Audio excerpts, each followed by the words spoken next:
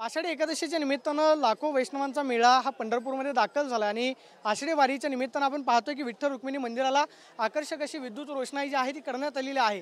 येणाऱ्या प्रत्येक वारकऱ्याचं या मंदिराकडे पाहिल्यानंतर मन जे आहे ते प्रफुल्लित होतं। अशी विद्युत रोषणाई या संपूर्ण मंदिर परिसराला करण्यात आलेली आहे।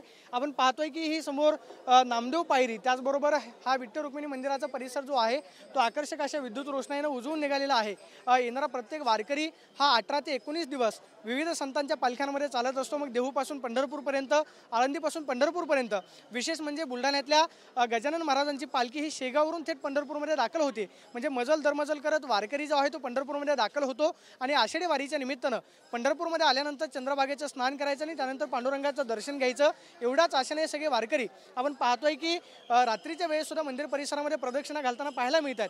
मात्र इथं आल्यानंतर प्रत्येक वारकऱ्याचं मन जे आहे ते इथल्या इकडे विद्युत रोषणाई आकर्षून घेताना पाहायला मिळते आणि विद्युत रोषणाई जी आहे ती संपूर्ण मंदिर परिसराला करण्यात आलेली आहे। नामदेव पायरी असेल, त्याचबरोबर मुख्य प्रवेशद्वार आणि त्याच म्हणजे किंवा अति महत्त्वाच्या गेटवरती सुद्धा आपण पाहतोय की विद्युत रोषणाई आपल्याला पाहायला मिळते आणि हे सगळे वारकरी विठोबा ज्ञानोबा तुकारामांचा गजर करत पंढरपूरमध्ये तर दाखल झालेले आहेत। मात्र विठ्ठल विठ्ठल म्हणत आज भक्ती रसामध्ये चिंब नाहून निघतायत आणि या सगळ्या वारकऱ्यांच्या चेहऱ्यावरती एक आत्मिक समाधान पाहायला मिळतंय आणि पंढरपूरमध्ये आषाढी वारीचा उत्साह जो आहे तो आपल्याला पाहायला मिळतोय। मात्र विठ्ठल रुक्मिणी मंदिराला आकर्षक अशी विद्युत रोषणाईनं हे विठ्ठल मंदिर परिसर उजळून नाहून निघालेलं पाहायला मिळतंय।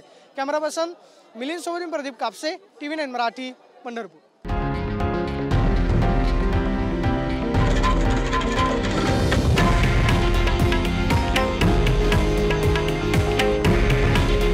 हे आहे देशातील नंबर 1 न्यूज नेटवर्क आणि आपण पाहत आहात TV9 मराठी।